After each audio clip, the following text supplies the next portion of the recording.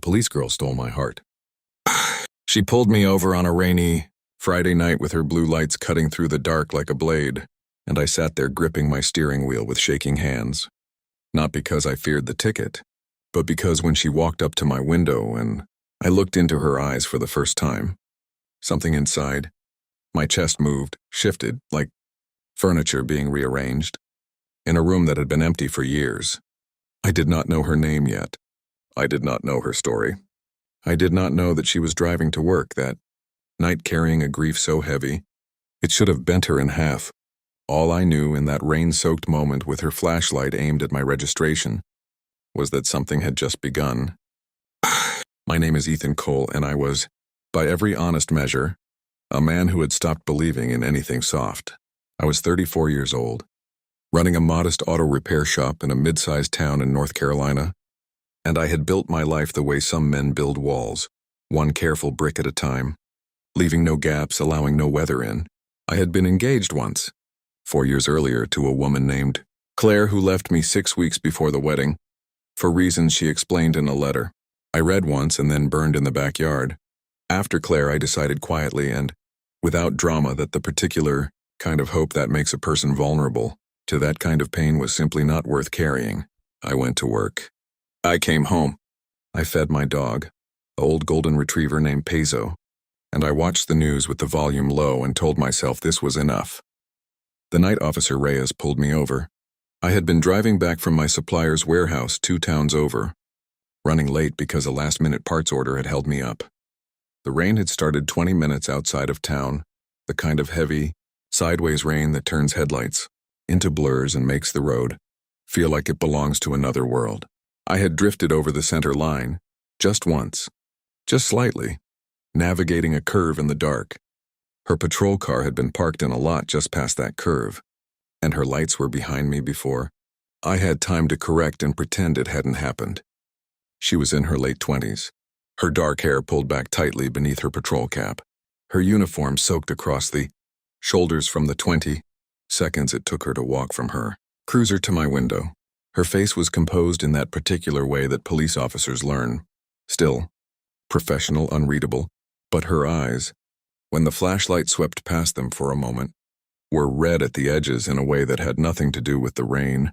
She had been crying before she pulled me over. She had been crying and she had put on her uniform anyway, and she had gotten in her car and driven to her shift, and she was standing in a downpour doing her job with the evidence of her sorrow still written faintly on her face. Something about that hit me in a place I had long since bricked over. She gave me a warning, not a ticket. She told me to drive carefully in the rain and to watch the center line on the curves heading into town. Her voice was steady and courteous and entirely professional. I thanked her and watched in my rearview mirror as she walked back to her cruiser, and I sat there for a moment longer than necessary before pulling back onto the road. I told myself I was simply waiting for traffic. I told myself the feeling in my chest was just the residual adrenaline of being pulled over. I drove the rest of the way home in the rain and fed Peso and went to bed and did not think about her again. That is what I told myself.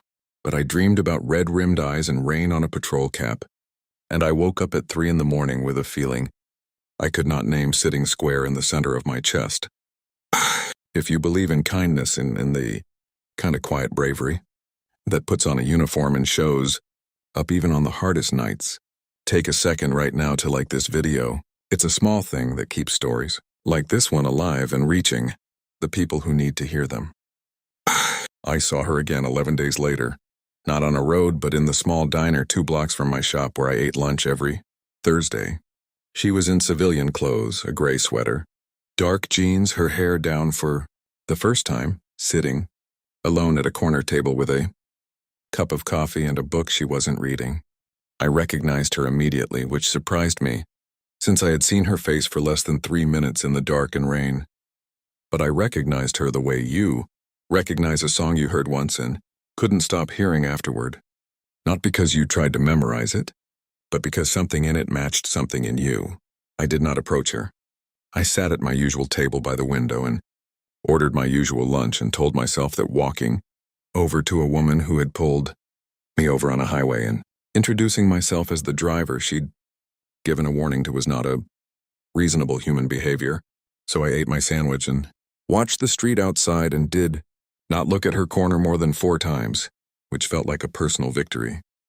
But then Peso, who I had tied to the post outside while I ate, because Peso went everywhere with me on Thursdays, which was my slow day, began barking at the diner window with the particular urgent energy he reserved for people he had decided to love on sight. And the woman in the gray sweater looked up from her unread book and looked straight through the glass at my ridiculous dog, and she smiled.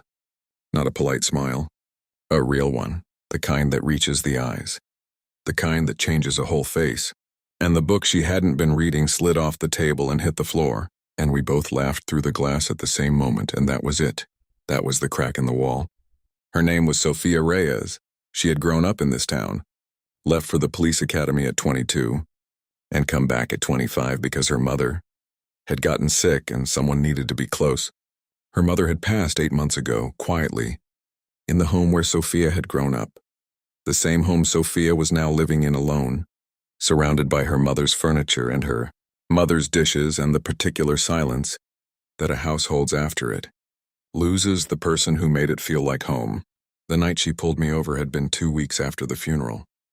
She had gone back to work because work was the only place the silence couldn't follow her. We talked for 2 hours in that diner, long past when my lunch break should have ended and long past when her coffee had gone cold. I learned that she kept a garden behind her mother's house because her mother had loved flowers and Sofia couldn't bear to let them die. I learned that she read mystery novels but always skipped to the last chapter first because she couldn't stand not knowing how things ended, a habit she described with a laugh that was equal parts embarrassment and defiance. I learned that she was brave in the specific way that quiet people are brave. Not loudly, not for applause, but consistently, stubbornly, one day at a time. She had put on that uniform on one of the worst nights of her life and driven into the dark and done her job. That was the kind of person she was. And somewhere between the cold coffee and the sound of Peso pressing his nose against the diner window to check on me, I felt the careful brickwork around my chest begin, almost imperceptibly, to loosen. We did not fall in love quickly or easily, because neither of us was built for quick and easy anymore. We had both been worn down by loss in our own separate ways. Me by abandonment, her by grief, and we approached each other the way people approach something they want very much, but are terrified to damage. We took long walks with Peso on Sunday mornings. We sat on her porch in the evenings after her shifts, ended and talked about everything except the things that scared us, and then slowly, over weeks that turned into months, we began to talk about those things too. She told me about her mother, the smell of her perfume, the sound of her laugh, the way she used to sing off-key to the radio while she cooked. I told her about the letter Claire had left, the one I had burned, and for the first time saying it out loud didn't feel like reopening a wound. It felt like showing someone a scar and having them look at it without flinching. There was one evening in early spring, about 4 months after the diner, when everything shifted completely. We were in her mother's garden, and Sofia was planting new seedlings in the last row. Her mother had cleared before she got too sick to work outside anymore.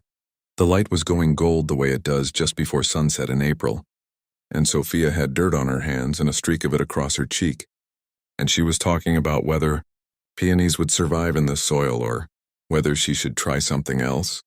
And I looked at her kneeling there in the light with her hands in the earth, tending something her mother had loved, keeping it alive through sheer quiet determination. And every wall I had ever built came down, not crumbled slowly, down all at once, like a building that has been standing on a compromised foundation finally, mercifully letting go. I did not say anything dramatic. I just sat down in the dirt beside her and started helping, and she looked at me sideways with that real smile, the one that changed her whole face, and she didn't say anything either. We just worked in the garden together in the gold light until the sun finished setting, and the flowers her mother had planted stood around us in the early dark, and the silence between us was the exact opposite of the silence that had been haunting her house for months. It was full. It was warm. It was the sound of two people choosing, without any words at all, not to be alone anymore. Sofia still pulls people over in the rain. She still puts on her uniform on the hard nights and drives into the dark and does her job. Because that is who she is at the core, someone who shows up no matter what. I still run my shop and feed peso and watch the news with the volume low. But the house doesn't feel like a wall anymore. It feels like a home. We planted peonies in the end and they survived. Her mother's garden is fuller this year than it has ever been. And sometimes when the evening light comes through the kitchen window at just the right angle, Sofia says she can almost hear her mother singing off-key to the radio. And she smiles when she says it instead of breaking. And I think that is what love does, at its very best, and it doesn't erase the grief or rewrite the past or pretend the hard things didn't happen.